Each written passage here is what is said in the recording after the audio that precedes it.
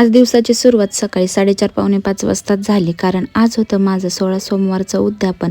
तर सकाळी सकाळी उठले, आवरलं, फ्रेश झाले, पांढरी साडी वगैरे घातली, तुळशीला पाणी घातलं, बाकीच्या झाडांना पण पाणी घातलं आणि पोर्च पण धुवून घेतला, कारण मला तिथे रांगोळी वगैरे काढायची होती. त्यानंतर मलिद्यासाठी पीठ मळलं.